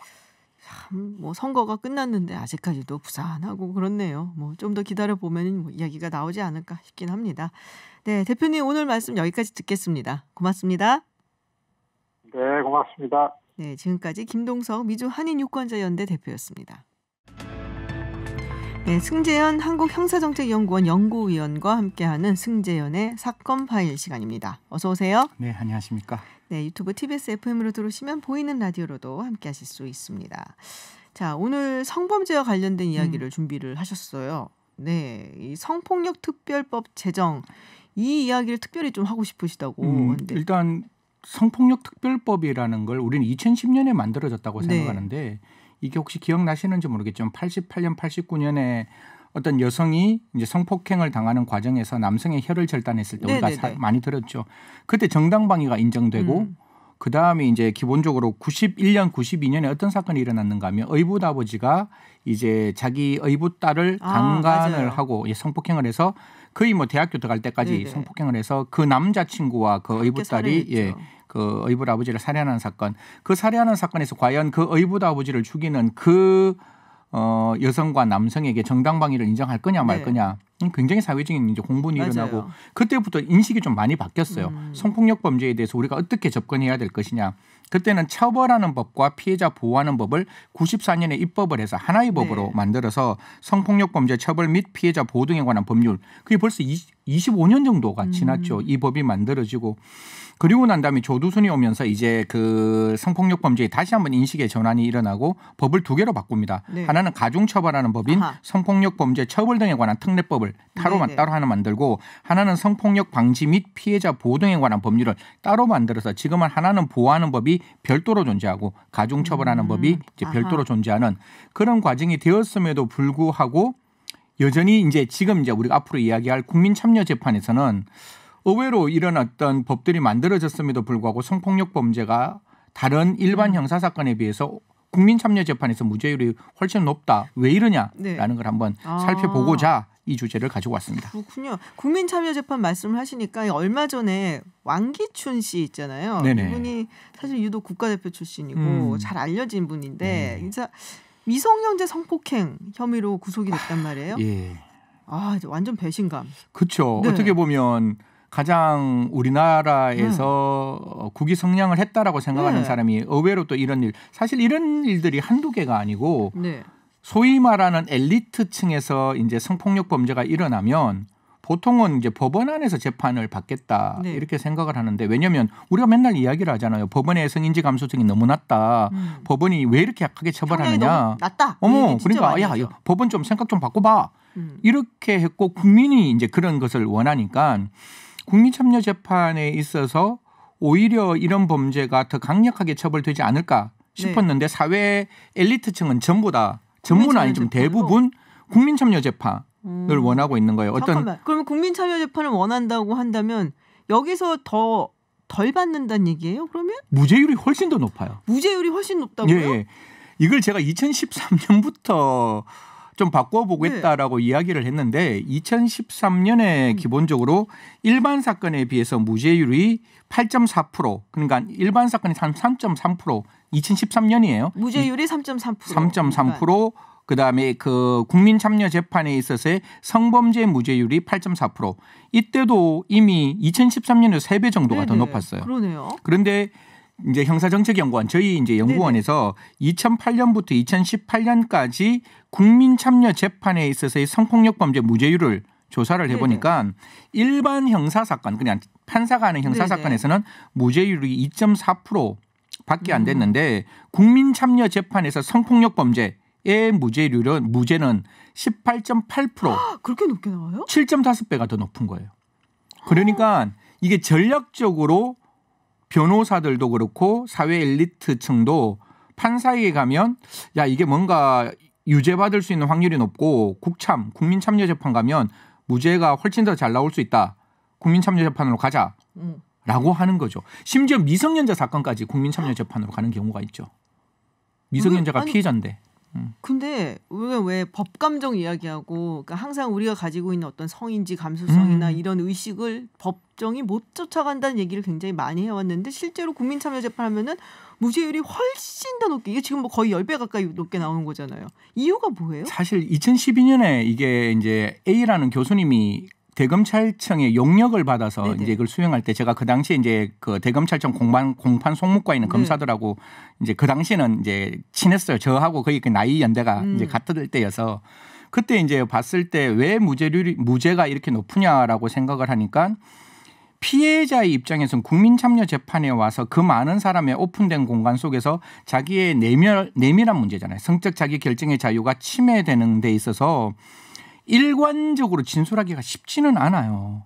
이게 사실 그게 부끄러운 건 절대로 아닌데 그냥 그 성폭력을 당했으면 당한 남성이나 그걸 했는 당사자가 나쁜 거지 피해자는 절대로 그렇죠. 나쁜 게 아닌데 이 진술 자체가 어렵다. 예, 굉장히 이렇게 조심스럽잖아요. 그러다 보니까 이게 일관된 진술이 아니다 보니까 진술이 약간씩 달라지다 보니까 저 진술 못 믿겠다라는 건데 이게 어떤 시각이 잡혀 있는가 하면 합리적 의심이라는 생각이 들어가 있는 거예요. 배심원단들한테. 네네. 이거 조금 죄송스러운 말씀인데 지금 뭐 청취자들이 혹시 운전하고 가시다 보면 조금 약간 좀 그럴 수도 있는데 남성과 여성이 어떤 모텔에 들어갔어요. 네. 모텔에 들어가고 모텔에 들어갈 때 뭐 이렇게 일정 부분 어떤 모텔 비용을 뭐 15,000원, 뭐 2만 원 이렇게 각각 같이 냈단 말이에요. 내고 피해 여성이 들어가서 그 안에 들어가니까 순간 이건 아닌다 싶어서 나 아니야. 난 갈래. 집에 갈래라고 나오면 그 당시에 남성이 여성에게 어떤 성적 자기 결정의 자유에 침해되는 행위를 했으면 이 100% 성폭력인데 이제 그 질문을 하는 거예요. 이게 합리적 의심이라는 그 하나의 어떤 토대 속에서 야 같이 갔잖아. 그리고 너도 일정 부분 비용을 댔다며 그 사이에 충분히 도움을 요청할 수 있었는데 도움 요청 안 했잖아. 그러면 들어갔다는 거는 합의 아니야? 라고 이제 몰아붙이기 시작하면 와 그때부터는 답 없어지는 거죠. 그리고 이 국참에서 국민참여재판에서 무죄가 많이 나오는 이유는 저는 판사님들한테 조금 말씀드리고 싶은 게 판사님들도 이건 몰라요. 피해자다움도 판사님도 모르고 성인지 감수성도 판사님이 잘 몰라요. 그리고 비동의 간음죄 여기에 대해서도 지금 어떻게 될지도 잘 모르고 쉽게 말하면 일요일이었죠. 항소심에서 피해자다움이 없다는 이유로 무죄 판결했다가 대법원에서 민유숙 그 대법관이 파기환송시켰거든요. 네. 그러니까 판사님들도 피해자다움에 대해 잘 모르는데 일반 시민들은 더 모르겠죠. 피해자가 성폭력을 당했을 때 성폭력을 당했다는 그 우리가 갖고 있는 통념 대로 행동하지 않으면 성폭력 안 당한 거 아니야? 평소에 성폭행 당해서 친구들하고 만나서 저녁 먹고 그다음에 어떤 일상생활을 하고 그 가해자에게 설마 무서워서 톡을 보낼 때도 있단 말이에요. 그건 이제 따져봐야 되는 문제겠지만 그런 피해자다움이 없다고 해서 성인지 감수성이라는 게 종래에 제가 성폭력 범죄에 대해서 이런 말을 했다가 되게 제가 이렇게 학회에서도 좀 욕을 얻어먹었는데 성폭력 범죄의 집행유예를 낼 때 어떻게 하는가 하면 음주를 하면 술을 먹으면 순간 욕정이 발생하고 계획적인 범행이 아니다 이렇게 가는 거예요. 그러니까 술을 먹고 했기 때문에 계획이 아니라 장량감경 한번 하고 술을 먹었기 때문에 심신미약 감경 한번 하면 그냥 100% 집행유예 나오는 거거든요. 그래서 제가 아니 그게 어떻게 계획이 아니냐. 술 먹는 당시부터 그건 계획일 수도 있고 그리고 술 먹고 성폭행하면 훨씬 더 피해 여성에게 더 많은 신체적인 어떤 그 부담이 올 수도 있다. 이건 가중처벌해야 된다. 라고 했던 게 제가 2009년, 2010년에 이제 박사를 그런 당시에 어떤 생각들이 존재를 했었기 때문에 그 생각들이 여전히 배심원들한테는 남아 있을 수 있다는 거죠. 어떻게 보면 뭐 지금 우리가 법원에서 너무 법정에서 이 감수성이 너무 떨어진 게 아니냐 뭐 이런 얘기가 나오고 법관적으로 모르는 게 아니냐 얘기를 하고 있지만 오히려 그나마 그래도 판사는 상황 자체, 사건 자체를 보고 판단을 하는 가능성이 조금 더 높은데 국민참여재판에 참여하게 된 배심원단들은 그런 식의 어떤 법적인 부분, 법리적인 부분을 따져서 생각하는 것보다 말씀하신 합리적 의심. 그래서 평소에 그 사람들이 가지고 이런 있던 거에 근거해서 판단하는 확률이 높아서 그래서 무죄율이 더 높게 나타난다. 그렇죠. 그래서 저는 이 무죄율을 낮추는 거는 국민들에게 성인지 감수성이 뭔지 피해자다움이라는 게 왜 성폭력 범죄에서는 필요 없는 건지 그리고 기존에 갖고 있던 그 최말자 할머니 사건에서 기억나시죠? 저번에 말씀드렸다시피 결혼하면 되잖아. 라는 게 그때의 통념이었다고요. 성폭력을 당했는 남성과 결혼하라는 그 통념이 사실상 일반 시민들에게 남아 있을 수 있으니 그건 아니다라고 이야기를 해줘야죠. 그러니까 우리가 뭐 성폭력이 있다 그러면은 당했네라는 생각이 들 정도의 뭔가의 시츄에이션만 생각을 한다는 거잖아요. 그렇죠, 그렇죠. 그거와 빗나가는 다른 행동이 있으면 합리적 의심을 하는 거죠. 그러면서 아까 제가 미성년자라 그랬잖아요. 네네. 미성년자를 불러요. 그 국민참여재판에. 그래서 무엇을 알고 싶은가 하면 그 미성년자의 모습을 알고 싶다는 거예요. 진술의 신빙성. 아이 컨택을 해서 배심원단들이 그 피해자의 눈을 마주쳐서 지금 우리 보면 이렇게 마주치자는 거예요. 그리고 너는 왜 그랬니라고 물어보면 답 안 나오는 거죠. 그 애를 데려다 놓고서는 미성년자인데 눈을 마주치고서 왜 그랬냐고 물어보면 진술의 신빙성을 확인하겠다라고 이야기를 하는 거죠. 야, 이거는 화가 나네요. 약간. 저는 2013년부터 이야기를 계속하고 있는데 2020년도 안 바뀌고 있는 거 보면 법원이 잘못하는 건지 아니면 제가 양형위원회나 아니면 법원에 너무 싫은 소리를 해서 안 들어주는 건가? 안 들어주는 건지. 피해자 측이 원하지 않으면 어떻게 돼요? 그게 이제 우리 그 국민참여재판이라고 해서 국민형사재판 참여에 관한 법률 9조의 3의 사망에 분명히 나와 있어요. 네. 피해자의 법정 대리인이 국민참여재판을 원하지 않는 경우는 배제 결정을 할 수 있다라고 하는데 국민참여재판의 3조에 보면 국민참여재판을 받는 것은 피고인의 권리라고. 그러니까 내가 피고인이 합의부 사건에 의해서 내가 재판받는 게 나의 권리이기 때문에 그 권리가 피해자의 권리보다는 지금은 앞서가 있는 건데. 말이 돼요? 그래서 저는 적어도 미성년자를 그렇게 몰아내세우는 건 정말 잘못됐는 거죠. 그리고 미성년자가 아니라도 그 피해자를 저희들도 보통 형사사건에서 성폭력 사건에서 피해자에 대한 모든 신원을 보호하고 피해자의 진술을 절대적으로 독립적으로 진술을 받게끔 모든 형사 절차를 만들어놨는데 그걸 국참에서 이야기를 하니 그것도 아까 제가 말씀드린 약간 좀 이것도 외람된 말씀인데 뭐 외람되는 건 아니죠. 엘리트들이 그걸 신청하고 그 엘리트의 사실 어린 사람들이 거기에 있단 말이에요. 교수와 제자. 그럼 교수 앞에서 제자가 나와서 무슨 말을 하겠냐고요. 그거 대놔놓고 국민참여재판에서 그걸 이야기를 하라고 하면 뭔가 이유가 있으니 교수한테 그랬겠지라는 정말 과거의 통념 속에서 갖고 있는 그 생각이 합리적 의심으로 이제 법정에서 국민참여재판에서 이야기하게 되는 거죠. 그런 프레임을 막 만들기에 굉장히 적합한 거잖아요. 사실은. 그렇죠. 그 변호사들도 그렇게 만들고. 것이 우리가 뭐 남녀간의 이게 아니라 사실은 권위를 가진 사람과 권력을 가진 사람과 그렇지 못한 사람과의 관계에서 벌어지는 일이라고 보통 얘기를 하잖아요. 그러면 그런 프레임을 씌웠을 때 권력을 갖지 못해서 당한 사람은 굉장히 뭐라고 해야 되나요? 더 위축될 수밖에 없죠. 그럼 왕기춘 씨가 지금 국민참여재판을 지금 신청을 해서 이건 배제 결정했습니다. 배제 결정했어요. 아우 다행이네요. 미성년자가 나와야 되는 거라서 막 흥분했어 지금. 그러니까요. 그래서 지금 아마 야당 쪽에서 법안을 하나 만들었다고 하는데요. 이게 분명히 법안 만들기 전에 구조의 3 사망에 분명히 나와 있으니까 적어도 법원에서 성폭력 범죄라는 점을 고려하고 이러한 생각을 한다면 좀 깨알 같은 대책이 만들어져야 되고 첫 번째는 아까 말씀드렸다시피 그 배심원들한테 지금의 우리가 생각하고 있는 그 성인지 감수성 그다음에 피해자다움을 이야기를 해야 되고 미성년자 같은 경우에는 그건 절대로 안 되죠. 절대로 안 된다고 생각을 하고 그리고 제가 원하는 거는 지금 우리 국민참여재판이 조금 바뀌어야 돼요. 국민참여재판이 지금 유무죄 판단하는 것뿐만 아니라 양형 판단까지 같이 하거든요. 미국에 계셔서 아시겠지만 미국에서 양형 배심은 캐피탈 사형을 하느냐 마느냐의 문제만 양형을 판단하고 나머지는 길티와 낫길티 유무죄 판단만 하는 거잖아요. 그런데 이걸 다 같이 판단하게끔 하다 보니까 사실 지금 우리 형사재판에서 유무죄 판단하고 양형 판단을 나누자라고 하고 있는데 배신 재판에서도 그걸 나누어서 판단해야 되는데 유무죄 판단과 그다음에 양형 배심을 같이 하다 보니까 제가 봤을 때는 너무 많은 부담을 배심원들한테 주는 거 아니냐. 또 성폭력 범죄 같은 경우는 굉장히 내밀한 영역이기 때문에 이런 부분은 오히려 저는 국민참여재판으로 가는 게 좀 부적절하지 않느냐. 합의부 사건 중에서도 성폭력 사건은 뭐 조금 지양해야 되는 부분이 있다 이렇게 말씀드리겠습니다. 네, 알겠습니다. 네, 오늘 국민참여재판에 대해서 승재현 한국형사정책연구원 연구위원과 이야기 나눠봤습니다. 화를 좀 가라앉히고 오늘 말씀 고맙습니다. 네, 감사합니다. 네, 해외 핫한 뉴스 알아보는 서울타임즈 시간입니다. 전주현 캐스터와 함께합니다. 어서 오세요. 네, 안녕하세요. 네, 유튜브 TBS FM으로 들어오시면 보이는 라디오로도 함께하실 수 있습니다. 제가 오프닝에서 잠시 전해드렸는데요. 국제소로기구 IHO라고 네네. 얘기를 하는데 이 이제 국제 해도라고 하죠. 네, 해상 그 지도 네. 시작할 때 이게 일본의 동해 우리가 이거 갖고 상당히 좀 이야기가 많았잖아요. 그렇습니다. 경기하냐 마냐 뭐 이런 네. 얘기까지.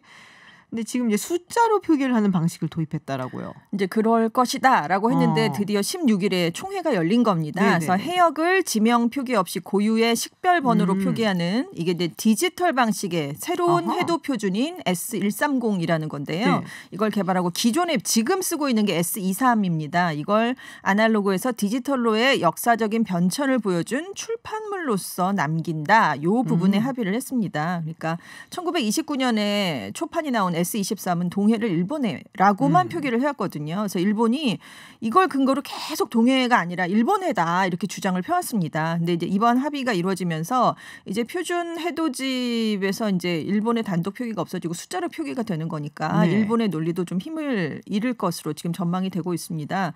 우리 정부는 97년부터 동해 병기를 주장해 왔어요. 네네. 근데 이게 제대로 반영이 되지 않다가 2017년에 이제 열린 총회를 계기로 북한 또 일본하고 비공식 협의를 했는데 이게 또 합의를 이뤄내지 못했습니다. 그래서 국제수로기구 사무총장이 이제 대립이 계속되니까 그럼 지명 대신 번호로 바다 명칭을 표기하자 이런 중재안을 제시해서 이번에 지금 총회에서 이 문제를 한번 논의를 해본 겁니다. 그래서 국제수로기구는 지금 쓰고 있는 S23은 출판물로만 공개한다는 방침인 걸로 지금 알려져 있어서 우리 외교부 관계자는 앞으로 이 S23은 추가로 제작되지는 않을 것이다 이렇게 밝혔습니다. 지금 총회 결과를 회원국의 서면으로 회람한 뒤에 12월 1일쯤에 최종 발표를 할 예정으로 알려져 있어요. 그런데 일본은 살짝 다르게 보도를 하고 있습니다. 가토 관방장관. 한국이 이제 일본의 동해를 병기하자고 요구했는데 지금 종전처럼 일본의 단독 호칭을 유지하는 사무국장안이 잠정 승인됐다. 그러니까 지금 디지털 해로가 아니라 기존에 쓰고 있는 것에서는 일본해가 그대로 유지된다는 거니까. 근데 추가 제작을 안 한다는 거잖아요. 네네. 그래서 사실상 우리가 이겼다 이렇게 얘기를 했고 모태기 외무상도 종이 쪽은 일본해가 남는 거다. 제대로 우리나라의 주장이 통했다. 이렇게 지금 얘기를 하고 있습니다. 그래서 우리 외교부 당국자는 일본 측의 일본해 호칭이 유지된다는 보도는 사실과 다른 왜곡 보도다. 이렇게 반박하는 평가를 내놨습니다. 네. 뭐 성과를 서로 거뒀다고 지금 얘기를 하고 있는 거잖아요. 네네. 그리고 이제 디지털로 되면 이제 번호로 표기되는데 그건 굉장히 일본 측에서는 평가절하하는 분위기고 종이판에는 일본에만 남는 거 아니냐. 우리가 이긴 거다 이렇게 얘기를 하고 있습니다. 그렇군요. 네. 자, 다음은 이제 동아프리카 에티오피아 소식입니다. 네. 제가 이게 되게 와닿는 게 제가 강의를 하나 하고 있는데 학교에서 그러니까는 그 뭐라 그러죠? 그 비대면 강의죠. 네네. 그 중에 한 학생이 이디오피아에 있어요 지금. 네네. 그래서 어느 날 갑자기 교수님 자기가 이거 잘 접속이 안 돼서 나갔다 들어갔다 할 경우가 많을 거다라고 네네. 얘기를 하면서 사실은 내전 때문에 그렇죠. 자기가 지금 굉장히 조금 뭐 불안한 상태다. 뭐 네. 자기가 지금 있는 상황은 괜찮은데 커넥션이 굉장히 불안하다라고 이야기를 하더라고요. 네. 근데 이 이디오피아 내전 얘기가 사실 많이 안전해졌어요. 그렇습니다. 한국에는 많이 묻혔어요. 왜냐하면 거의 트럼프 대통령 그렇죠. 기사로 도배가 맞아요, 됐을 맞아요. 시점에 이게 시작이 됐기 때문에 왜냐하면 아머드 총리가 이끄는 에티오피아 연방정부가 4일에 티그라이주의 지방정부인 티그라이 인민해방전선의 분리 독립 움직임을 견제하겠다라는 명목으로 그 내전을 시작을 했습니다. 네. 그래서 지금 국제 앰네스티 인터내셔널에 따르면 티그라이에서 민간인 학살이 발생했다. 그래서 수백 명이 사망했다. 이런 지금 소식이 들려오고 있는데요. 지금 정부가 티그라이주의 전기, 교통, 통신을 다 끊었거든요. 그래서 지금 식량, 의약품 다 부족한 상황이고요. 난민이 발생했습니다. 2만 5천 명이 이웃 국가인 수단으로 지금 넘어갔거든요. 근데 이 중에 1만 명 이상이 어린이인 것으로 알려져 있어요. 네. 근데 지금 뭐 제대로 된 대피소가 없거든요. 갑자기 넘어갔으니까. 그래서 지금 적절한 위생 시설 없이 노숙을 하고 있습니다. 그냥 땅바닥에서 그냥 평야에서 그냥 밥을 해 먹고 갈 데가 없는 그런 상황이에요. 일부는 말라리아에 감염된 것으로 지금 알려졌는데 다음 주쯤이면 난민이 최대 20만 명까지 늘어날 수 있다. 이렇게 지금 수단 정부는 밝히고 있습니다. 지금 티그라이 인민해방전선이 15일에 그 이웃 국가인 에리트리아의 수도에 미사일을 또 발사했어요. 그래서 지금 이 전선이 내전이 이웃 국가 에리트레아까지 확대되는 그런 모습을 보이고 있습니다. 이 티그라이 인민해방전선은 에티오피아 정부군이 에리트리아의 공항을 쓰고 있었다. 그래서 우리는 정당하게 공격을 한 거다. 이렇게 얘기를 하고 있는데요. 지금 이웃 국가로 확산이 되면 이 동아프리카 지역이 훨씬 더 이제 불안해질 수 있으니까요. 지금 우려가 커지고 있습니다. 지금 에티오피아 정부가 티그라이의 주도를 향해 진격 중이에요. 그래서 60% 정도를 되찾은 것으로 지금 네네. 알려져 있는데 지금 유엔하고 국제사회는 인도주의 위기가 발생하고 있으니까 에티오피아 정부의 그렇죠. 대화를 촉구했습니다. 근데 아머드 에티오피아 총리가 받아들이지 않고 있어요. 그래서 지금 노벨위원회도 경고를 내놨는데요. 왜냐하면 아머드 에티오피아 총리가 2018년에 에리트리아와 국경 분쟁을 끝내고 평화협정을 맞아요. 맺은 공로를 인정받아서 2019년에 노벨 평화상을 맞아요. 받았던 평화상 사람이기 받았죠. 때문입니다. 네. 그래서 노벨 평화상을 받았는데 내전이 웬 말이냐라고 하면서 이 상이 과연 잘 돌아간 것인가 지금 노벨상에까지 지금 여파가 미치고 있습니다. 노벨 평화상 받았는데 뭐 여러 가지 구설이 있는 사람들이 여럿 있죠. 그렇죠. 사실은 수치 여사도 있고 수치, 네. 앙산 수치도 있고 뭐 옛날에 키신저도 받았었습니다. 네. 네. 아 빨리 좀 잘 끝났으면 좋겠네요. 저 학생이 이름이 디나인데 네, 별일 없기를 바라고. 네. 네, 다음 얘기는 세계보건기구 이 스위스 제네바에 있는데 예전에 한번 전해드렸던 것 같아요. 코로나19 집단 감염이 네. 발생했다. 지금 네. 거브레우스스 사무총장이 집단 맞아요. 자가격리 들어갔어요. 됐었잖아요. 네. 근데 지금 본부에서 확진이 된 직원이 65명이 나왔는데 그중에 32명이 이 본부 안에서 감염이 된 것으로 지금 밝혀졌습니다. 지금 이 65명 중에 49명이 지난 8주 이내에 감염이 됐어요. 그리고 최근에 확진된 본부 직원 5명 중에 4명이 같은 팀 소속이었던 걸로 알려졌습니다. 지금 최근에 확진된 5명 다 자택으로 지금 격리가 네네. 된 상황이고요. 지금 확진자 중에 거브레우스스 사무총장의 리더십 팀 소속 감염병 관리 전문가도 지금 포함이 된 것으로 전해졌습니다. 아이고. 지금 본부 건물 밖에서 감염됐을 가능성이 있다. 이 직원들이 네네. 그래서 전파 경로를 파악하기 위해 지금 조사가 진행되고 있는데요. 평소에 2,400여 명이 이 건물에 근무하고 있었거든요. 근데 코로나19 이후에 재택근무 인원을 대폭 늘려서 좀 숫자는 좀 적었던 걸로 알려졌지만 아무튼 집단 감염이 발생을 했습니다.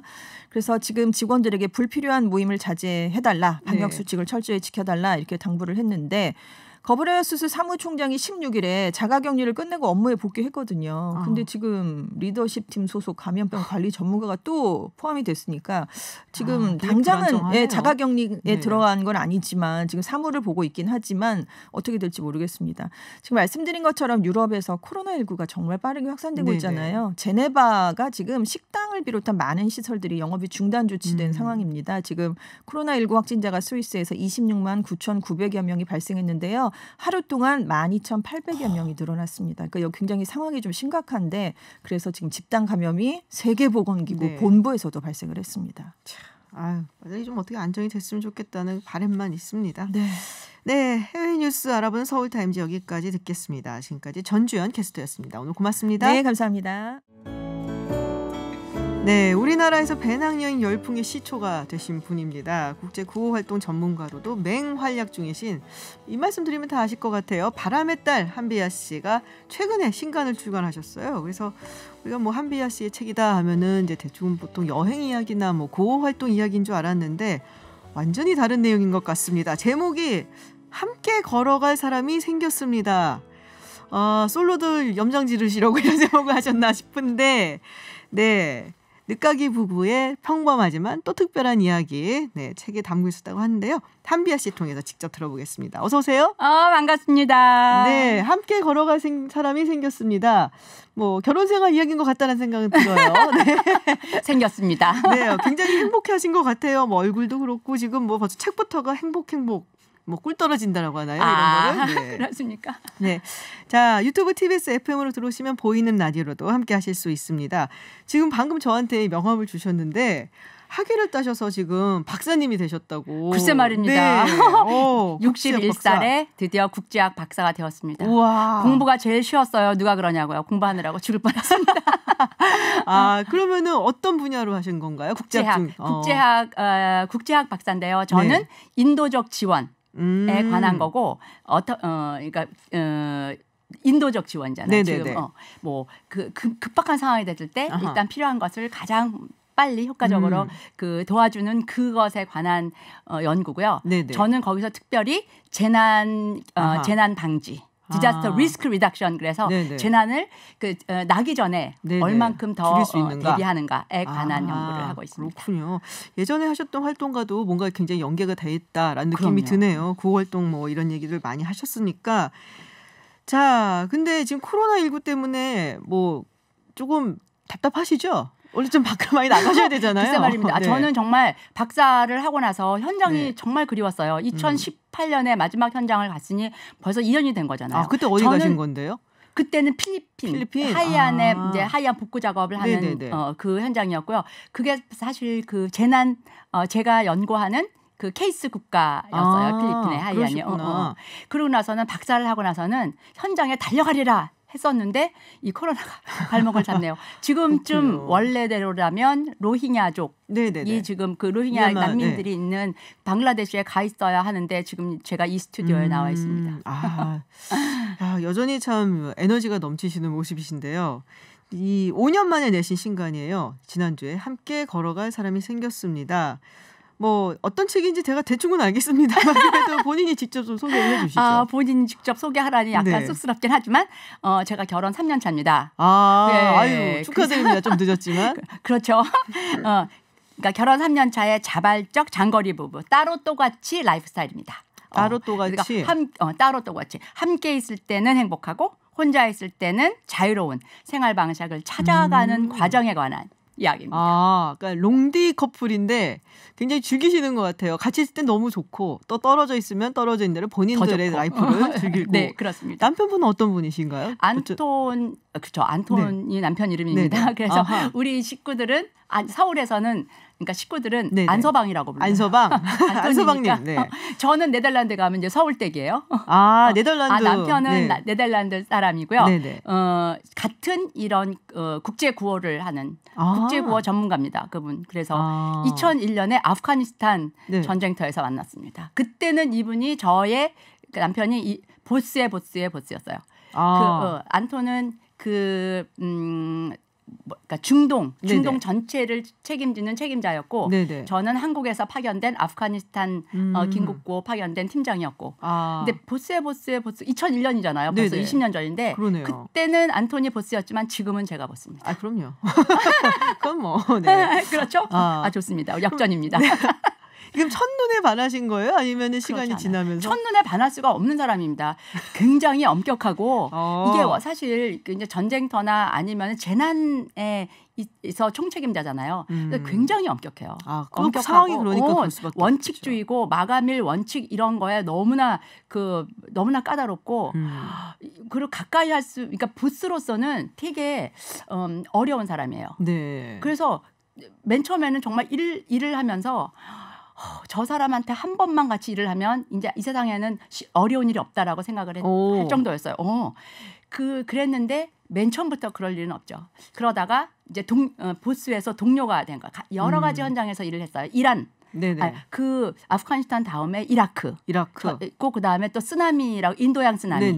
그다음에 이란이라는 데서 지진이 났고 그래서 온갖 현장에서 다 같이 이제 일을 했어요. 그분은 중동 책임자로 일하고 저는 이제 한국에서 파견된 긴급구호 팀장으로 여러 이 현장에서 같이 일을 하면서 이제 동지애가 싹튼 거예요. 전우애가 싹트면서 안톤은 자기가 눈여겨보는 후배를 키워주는 그런 보스예요. 그 눈에 들은 거죠. 그래서 이제 여러 가지 방법으로 제가 이 긴급구호를 잘할 수 있도록 도와주면서 이제 멘토가 된 거죠.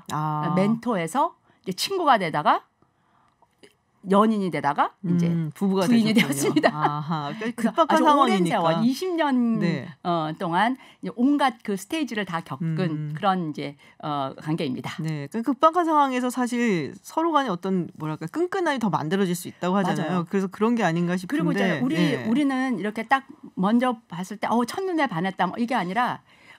동료부터 시작돼서 우정이 근간이 되는 그런 과정, 그런 관계인 굉장히 것 같아요. 탄탄해 보이네요. 그러면은. 자, 그래서 그렇습니다. 지금 아까 따로 또 같이 그래서 따로 해도 그렇고 같이 해도 그렇고 굉장히 행복하다라는 말씀을 하셨는데 이 책에 결혼 생활 속의 어떤 여러 가지 규칙 이런 얘기들도 좀 담으셨단 말이에요. 따로 또 같이 일단 가장 큰 눈으로 보이는 가장 큰 거는 336. 336. 336 뭐냐면 그러니까 3개월은 제가 네덜란드에 가서 살고 3개월은 안톤이 한국에 와서 살고 네네. 6개월은 따로 떨어져서 각각의 일을 하면서 중간에서 만나서 놀고 그래서 336입니다. 336이 그냥 숫자가 336이 아니라 같이 할 때는 같이 하지만 혼자 있는 시간과 공간을 확보하는 그 기준 하는 거죠. 제가 여기에서 하던 일을 다 그만두고 네덜란드에 가서 서울댁으로만 살 수는 없잖아요. 답답하죠. 그러면. 그렇잖아요. 네. 마찬가지로 안톤도 거기 있는 일을 다 접고 한국에 와서 안서방으로만 살 수 없는 거죠. 그러니까 지금 우리한테 가장 적합한 방법은 336인 것 같아요. 제가 나중에 은퇴를 하게 되면 이게 뭐 444가 될지 뭐 또 변하겠죠. 그런데 이제 그 중요한 거는 혼자 있는 시간. 둘 아주 독립적인 네네. 사람들이 만난 거잖아요. 그렇죠. 그러니까 그 혼자 있는 시간과 공간을 확보하는 게 이제 가장 큰 규칙이었어요. 그게 약간 그럴까? 좀 그렇게 들려요. 그러니까 존중이라는 말이 되게 중요하다는 생각이 드는 게 맞아요. 서로 간의 공간도 존중을 하고 그렇죠. 서로 사랑하고 아끼는 마음을 존중을 하면서 그렇게 결혼 생활을 지혜롭게 유지를 한다라는 말씀이신 것 같아요. 그러니까 떨어져 있으니까 같이 있는 시간이 더 소중하고 그다음에 웬만하면 안 싸우고 그렇죠. 얼마나 보고 싶었어요 그 사이에. 그러니까 약간 거슬리는 일 있다거나 뭔가 좀 저건 아닌데 하더라도 잘 넘어가는 것 같아요. 아하. 지금까지는 그렇습니다. 이 결혼 3년 차니까 10년 차가 되면 무슨 얘기할지 모르겠습니다. 근데 요새는 근데 코로나 때문에 왔다 갔다 하기 조금 힘들진 않으세요? 그래도 네덜란드에서는 15가지 국가의 사람들은 예전처럼 무비자로 들어갈 수 있게 했는데 거기에 한국이 꼈어요. 아하. 그래서 저는 네덜란드에 갑니다. 이번에도 갑니다. 12월에. 12월에 가시는 원래는 거예요? 336으로 하려면 안톤이 올 차례인데 안톤 지금 유럽에서 코로나가 난리가 나서 제가 가는 게 더 좋겠다는 판단을 했습니다. 그러시군요. 결혼 생활 칵테일로 비유를 하셨단 말이에요? 칵테일입니다. 제가 일단 3년 차의 결혼 생활을 보면 정말 칵테일이에요. 왜냐하면 저는 예를 들면 저는 사과의 맛과 과육의 질이 있는 거잖아요. 그 향기도 있고. 그런데 나는 사과고 이 안톤이라는 사람은 배였어요. 그래서 배와 사과가 섞이기 전에는 사과가 얼마나 사과스러운지 배가 얼마나 배스러운지는 몰랐던 것 같아요. 근데 이게 딱 반반씩 섞이니까 사과는 사과 맛이 나고 배는 배 맛이 나고. 그래서 이게 과일 칵테일 같아요. 이게 술 칵테일처럼 섞여서 다른 게 되는 게 아니라 하나의 완전체, 하나의 사과라는 완전체와 배라는 완전체가 만나서 또 다른 그 또 완전체를 만드는 것 같아요. 그래서 저는 지금 결혼 3년 차인데 지금 제가 여태껏 살았던 어떤 때보다도 가장 나답게 사는 것 같아요. 저의 고유한 맛과 저의 존재감이 같이 있으면서 더 드러나는 것 같아요. 그래서 이게 정말 결혼은 과일 칵테일인가 보다 이렇게 지금 생각하고 있고요. 뭐 남편이 무슨 뭐 버팀목이다. 아니면은 뭐 그늘이다. 우리 보통 그런 말 많이 하잖아요. 아니면은 뭐 내 아이의 반쪽이다. 반쪽 아닌 것 같고요. 완전하고 완전한 사람이 만나서 다시 한쪽이 되는 것 같고요. 버팀목이나 그늘이나가 아니라 성장 촉진제인 것 같아요. 성장 촉진제. 왜냐하면 이 사람하고 같이 있으니까 나의 장점은 더 드러나고 단점은 이거는 좀 고쳤으면 좋겠다 하는 마음이 들어요. 그러니까 솔로를 하다 보면 이제 여태껏은 솔리스트였단 말이에요. 혼자만 잘하면 돼. 혼자만. 그런데 이제 둘이서 듀엣을 하니까 어느 때 내 소리가 작아야지 이 사람이 드러나는 거잖아요. 내가 뭐를 못해서가 아니라 내 소리가 작아져야 전체의 소리가 더 아름답게 된다는 거를 알게 돼가는 것 같네요. 결혼 3년 차에. 지금 말씀 나누다 보니까 얼굴에 정말 행복함이 막 뚝뚝 떨어지는 신혼을 마음껏 즐기고 계신 느낌이 아니 근데 저는 이게 그렇게 하려면 뭔가 규칙이 있어야 되잖아요. 그래서 우리는 50대 50 규칙이 있어요. 50대 뭐든지 50. 반반이에요. 반반씩이에요. 그러니까 비용도 반반, 일하는 일도 반반, 뭐 집안일까지 다. 그래갖고 이제 예를 들어서 여행 계획을 세우잖아요. 그러면 아프가니스탄을 중심으로 서쪽은 안토니 계획을 세우고 예산을 세우고 정상까지 하는. 아프가니스탄 동쪽은 제가 여행 계획을 세우고 예산을 세우고 정산을 하고 그런 뭐든지 반반. 그리고 네덜란드에 가면 완전히 안톤식으로 따라요.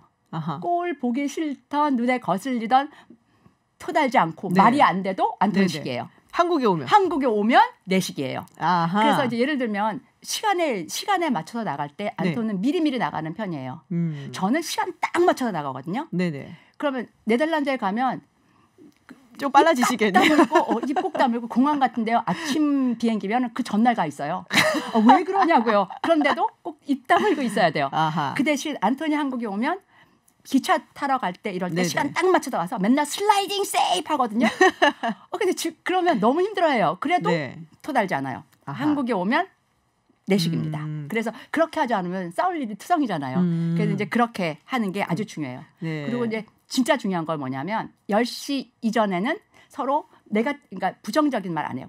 얼굴도 찡그리지 않고요. 노라는 말도 안 하고 네네. 안 돼. 뭐 이런 말 절대로 안 해요. 뉴스도 안 봐요. 10시 이후엔요? 10시 이후에는 하고 싶은 말 하죠. 아, 그래요? 그러나 아침 시간은 아주 기쁘게 좋은 말만 하면서 네. 웃으면서. 그러니까 뭔가 화낼 일이 있거나 이것도 10시 이후예요. 10시 전에는 얼마든지 안 할 수 있어요. 그럼 10시 이후에 막 얘기를 하고 안 좋은 얘기를 또 해놓고 난 다음에 자고 나면 좀 잊어버리잖아요, 사람이. 그렇죠. 그럼 아침에는 가벼운 마음을 시작하자. 네. 그래갖고 그냥 웃고 그다음에 뭐 아침이라면 기분이 좋잖아요. 저는 아침에 조증이 돼요.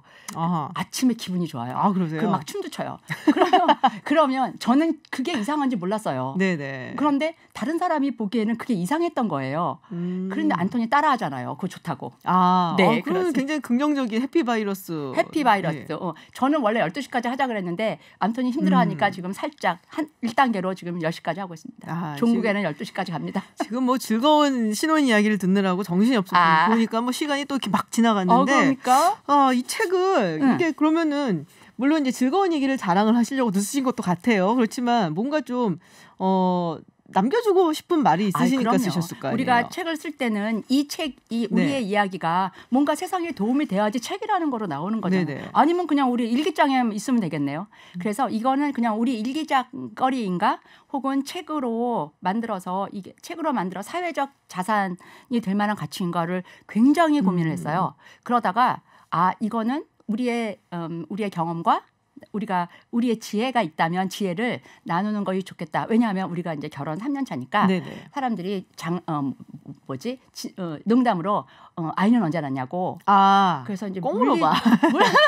그래서 물리적으로는 조금 늦은 것 같지만 물리적인 유전자를 줄 수는 없지만 이게 사회적인 유전자는 남길 수 있겠다 해서 이 책을 쓴 거예요. 그래서 이게 우리의 옥동자입니다. 근데 그렇군요. 지금 그 안토니 못 오니까 저는 정말 독박 육아를 하고 있습니다. 이런 인터뷰. 이 책을 가지고 독박 육아를 하고 계시는. 그렇습니다. 그런데 이 얘기를 하고 싶은 거예요. 네. 사람들은 모두 다 상황이 다르고 조건이 다르고 자기의 지향점이 다르기 때문에 자기의 방식을 찾아가는 거다라는 생각이에요. 그리고 이게 이제 보통 보면 요즘에 이제 비혼 결혼 네네. 이런 얘기 많이 하죠. 그러니까 사람들이 제가 결혼을 한다고 했을 때 너마저 한비야 너마저 하면서 배신감에 몸을 떠는 분들이 계셨는데 그거죠.